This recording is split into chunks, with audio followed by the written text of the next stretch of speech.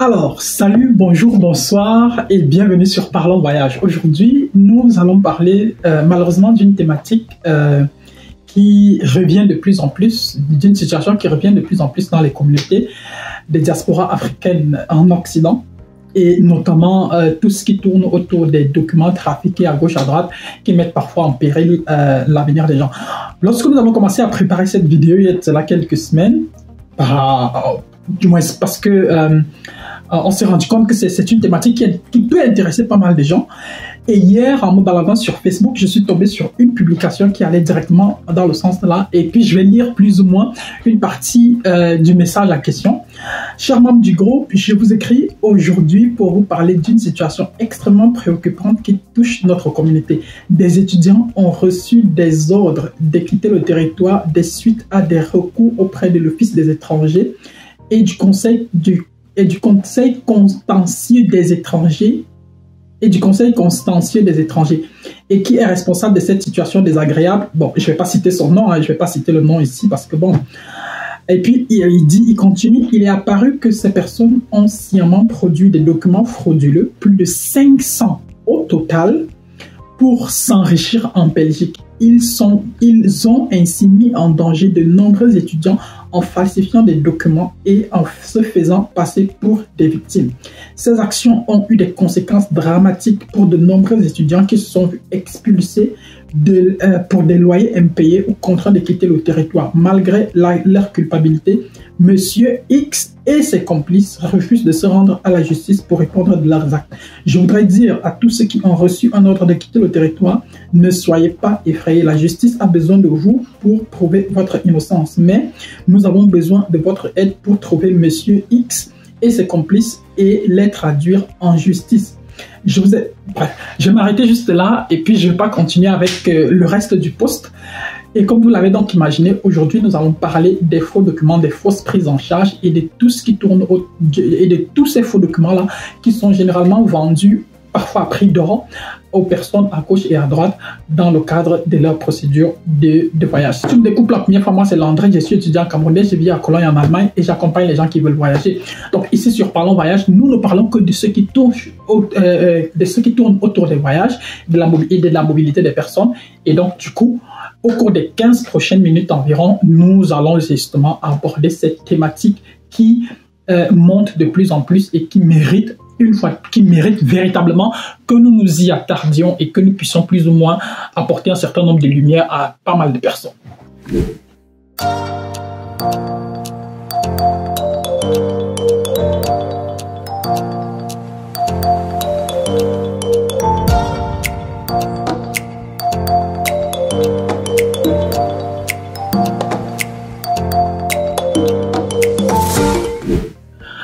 Alors, pour les abonnés de la chaîne, vous connaissez déjà le rituel. Avant le début de chaque vidéo, je vous présente un livre de ma bibliothèque. Et aujourd'hui, je vous présente ce livre plus ou moins coloré. Vous pouvez lire là, Why Men Marry Bitches. Pourquoi les hommes épousent des salopes. Un guide pour des femmes qui sont un peu trop gentilles. C'est un livre assez intéressant que je lis depuis quelques semaines déjà et puis je vous le recommande. Pour un homme comme moi, c'est une sorte de psychologie inversée. Ça permet plus ou moins de voir du moins comment réfléchissent plus ou moins les femmes et essayer de comprendre un certain nombre de choses également. Maintenant, pour les femmes, pour les jeunes filles qui veulent par exemple se mettre en relation ou bien qui veulent plus ou moins comprendre comment fonctionne le monde, bon voilà, je vous recommande ici vivement ce livre qui, bon, moi je le lis en anglais, hein, c'est vrai, il a été écrit en anglais, moi je préfère le lire en anglais, ça me permet également aussi d'améliorer mon niveau de langue, donc je vous le recommande vivement. Et puis, n'hésitez pas, si jamais vous avez l'occasion de le lire un jour, vous allez être super intéressé parce que bon, moi je suis pratiquement à la moitié du livre et puis chaque page que je lis, j'adore ce que je lis là-dedans, ça permet de voir un certain nombre de choses d'un œil différent. Voilà. Pour entrer dans le vif du sujet, les faux documents. Déjà, je vais commencer par préciser une première chose. C'est quoi? C'est que la plupart des cas, les faux documents dont il est question sont parfois des inscriptions dans des universités. Certains poussent le bouchon double, le bouchon un peu plus loin jusqu'à ce niveau-là. Parfois, ce sont des prises en charge. Parfois, ce sont des relevés bancaires que les gens truquent à gauche, à droite. Parfois, c'est d'autres documents. Et les deux points sur lesquels je vais me concentrer ici sont généralement ce qui concerne les procédures, dans la plupart des cas, des procédures des visas étudiants, parce que c'est là-dedans vraiment que les gens ont le plus besoin, et des prises en charge, et des preuves de relevés bancaires, etc., etc. Et donc, du coup, beaucoup de personnes, notamment de plus en plus en Belgique, beaucoup de personnes se voient acheter, se voient vendre des faux documents, se voient vendre des faux documents. Et puis, ces documents-là ont justement un impact sur un certain nombre de choses. Comme je disais par exemple tout à l'heure, vous avez vu que lorsque votre document il arrive devant et qu'on le vérifie, de toute façon, ces documents-là seront vérifiés parce qu'il y a bel et bien une base de données. Et lorsqu'on entre ces différents numéros dans les bases de données et on se rend compte que les documents n'y figurent pas, alors vous êtes tout simplement, votre dossier est tout simplement mis de côté et alors il vous est appelé et vous courez le risque de vous faire expulser. Maintenant, la prise en charge en soi, c'est quoi? La prise en charge, c'est un document que quelqu'un signe, qu'une personne qui, pour la plupart des cas, qui travaille ou bien qui a un certain nombre de revenus ou bien, du moins, une personne avec un statut social bien déterminé, remplissant aussi un certain nombre de règles en termes de charges mensuelles, en termes de salaire, en termes de... C'est un document donc que la personne fait signer, c'est-à-dire c'est une demande que la personne adresse au niveau des autorités d'une situation à une autre. Ça peut être dans la mairie, ça peut être dans une ambassade et la personne se déclare officiellement pouvoir vous prendre en charge. Normalement, c'est un document qui, normalement c'est un document gratuit, mais vu que dans la plupart des cas, beaucoup de personnes qui veulent voyager n'ont pas toujours des membres de leur famille vivant en Occident, et donc du coup, il se retrouve que des personnes se retrouvent dans des arrangements de gré à gré, ou pour la signature de ce document-là, des personnes sont appelées parfois à payer, à débourser des sommes que je ne vais pas citer ici. Et à partir de ces sommes-là, justement, ils ont normalement droit au document qui peut leur permettre maintenant de justifier qu'ils ont bel et bien, qu'ils disposent des moyens financiers nécessaires pour pouvoir déposer leur demande de visa. Et donc, du coup, profitant donc de la naïveté et de la vulnérabilité des demandeurs de visas et des personnes à la recherche de ces différents documents-là, beaucoup de personnes ont vu à travers cette option ou bien cette faille juridique-là le moyen de se faire le maximum d'argent possible. Donc, pour une procédure de visa étudiant, par exemple pour la Belgique, la prise en charge est pour le moment incontournable et malheureusement, justement, comme je disais, et comme le post que je lisais tout à l'heure l'expliquait, beaucoup de personnes se font arnaquer là-dedans. Et donc, du coup, la question que moi je me suis posée, c'est pourquoi est-ce qu'il y a autant d'arnaques dans les communautés africaines, dans les communautés camerounaises en Occident? Alors, pourquoi est-ce qu'il y a tant d'arnaques? Pourquoi est-ce qu'il y a tant d'arnaques autour des prises en charge? Pourquoi est-ce que les uns et les autres arrivent à truquer des admissions dans des universités? J'ai même déjà lu des histoires où quelqu'un avait truqué un certificat de langue et puis l'étudiant pour qui on avait truqué le certificat de langue avait été bloqué par l'université, avait été bloqué par toute une région en Belgique où il n'avait plus le droit d'envoyer des candidatures, il n'avait plus le droit de postuler. Et donc du coup, pourquoi est-ce que les gens en arrivent là? Moi, je dis que la première des choses, c'est que c'est la pauvreté et la deuxième des choses, c'est que c'est la méchanceté. Je comprends le besoin d'argent, mais est-ce que, bon, d'où on vient quand même, on va quand même se rendre compte que nous sommes tellement habitués au vol, nous sommes tellement habitués à tout ce qui est mauvais que il est presque impossible de penser que dans les procédures de voyage, il est possible de gérer une procédure de voyage sans se faire arnaquer. C'est vrai, même nous qui gérons les dossiers des gens, nous sommes conscients du risque que nous courons lorsque, par exemple, nous faisons appel à des prestataires extérieurs pour nous appuyer sur tel point ou sur tel autre point. Nous sommes toujours conscients de la vulnérabilité que ça représente. Mais maintenant, nous déjà à notre niveau, on se rassure quand même que les différents documents que nous recevons et les différents documents que nous mettons à la disposition de nos clients, qu'ils sont plus ou moins authentiques. C'est-à-dire, à notre niveau, nous essayons déjà de vérifier cela. Et donc, du coup, nous faisons d'abord ce travail de réflexion-là. Mais maintenant, le problème, il se pose généralement sur le fait que beaucoup de personnes qui se retrouvent dans les procédures de voyage, beaucoup de personnes qui disent que, bon, moi-même, je voudrais gérer ma procédure de voyage, ou bien je fais juste appel à quelqu'un comme ça que j'ai rencontré sur les réseaux sociaux.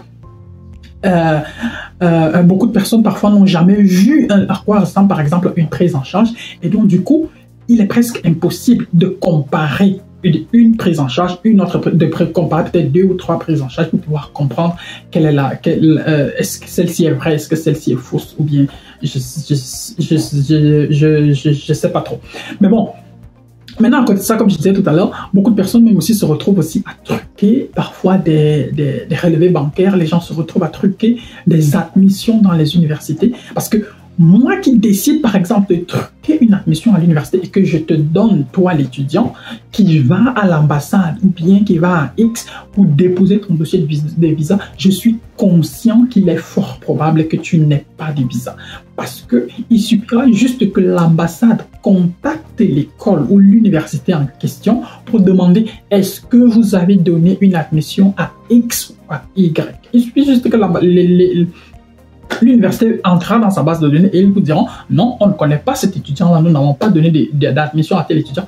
Et voilà comment voilà comment un étudiant, voilà comment l'avenir d'un enfant va se retrouver hypothéqué parce qu'on ne va pas que lui refuser le visa, on va carrément le bloquer, on va carrément le mettre dans le système, on va carrément le blacklister dans le système et cela aura justement des conséquences plus que dramatiques sur lui parce que il ne pourra presque plus voyager, il ne pourra presque plus entrer dans l'espace Schengen. Ce sera très très difficile pour lui plus tard de demander même de faire une autre demande de visa. Tout simplement parce que moi qui gère son dossier, j'aurais peut-être à travers cette action-là, peut-être voilà, je voulais juste peut-être voilà, lui soutirer, je ne sais pas, 1500 € ou 1000 €, ou 1300 € ou 2000 €. Qu'à cela ne tienne, peu importe le prix, mais la question que je me demande, la question que moi je me pose personnellement, c'est est-ce que hypothéquer l'avenir de quelqu'un vaut véritablement 2000 €? Ça, c'est vraiment la question que moi, je me pose à moi, personnellement. Et bon, c'est vrai que tout le monde ne voit pas forcément les choses de la même façon que moi. Tout le monde ne partage pas forcément la même vision. On n'est pas inscrit sur le même paradigme. Mais toujours est-il que moi, personnellement, j'arrive pas à comprendre comment on peut arriver à l'état des extrémités juste pour une histoire de 1000, de 1500 ou de 2000 €. Alors, la question maintenant qu'il faut se poser, c'est est-ce qu'il y a des solutions? C'est-à-dire, est-ce qu'il y a des solutions pour éviter de se faire arnaquer ou alors pour éviter de se voir vendre des faux documents? La première des choses, c'est que acheter une prise en charge est illégal. Ça, ceux qui le vendent le savent et dans la plupart des cas, ceux qui achètent ne le savent pas toujours. Et donc, du coup, si déjà l'action, c'est-à-dire le fait déjà d'acheter une prise en charge, déjà en soi c'est déjà illégal, ça veut dire que toi qui décides d'acheter la prise en charge, tu te retrouves déjà en train d'enfreindre la loi. Première des choses. Et donc du coup, il est presque impossible pour toi de porter plainte par la suite sans toi-même te mettre en danger, sans toi-même te mettre dans des problèmes. Parce que déjà, tu as déjà commis une infraction. Et ceux qui vendent les prises en charge, comme j'ai dit, ils le savent. Maintenant, la deuxième des choses, c'est quoi? C'est que et donc, du coup, l'option parfois de porter plainte ne marche toujours pas. Seulement, il y a des façons de contourner. Si c'est un crime, si c'est illégal d'acheter une prise en charge en Allemagne ou en Belgique ou en France, je doute que ça le soit au Cameroun, par exemple.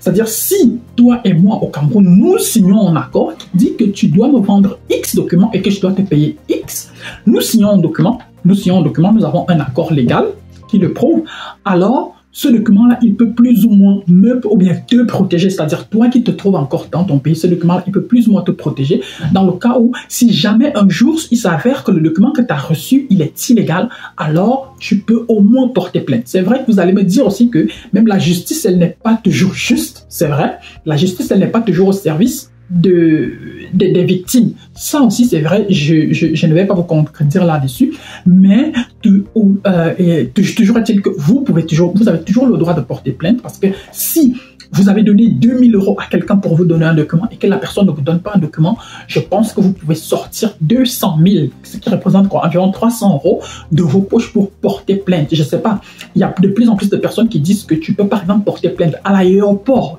Au Cameroun, il n'y a que 2 aéroports internationaux par exemple. Tu portes plainte à l'aéroport de Douala et tu portes plainte à l'aéroport de Yaoundé. Et donc du coup, avec tes 200 000, tu peux également aussi motiver X, Y pour que si jamais X personnes avec qui tu as eu à traiter, maintenant rassure-toi que lorsque vous signez ce contrat-là, que tu as au moins une pièce d'identité de la personne, c'est-à-dire ça peut être un passeport en cours de validité, ça peut être une pièce d'identité, une carte nationale d'identité en cours de validité.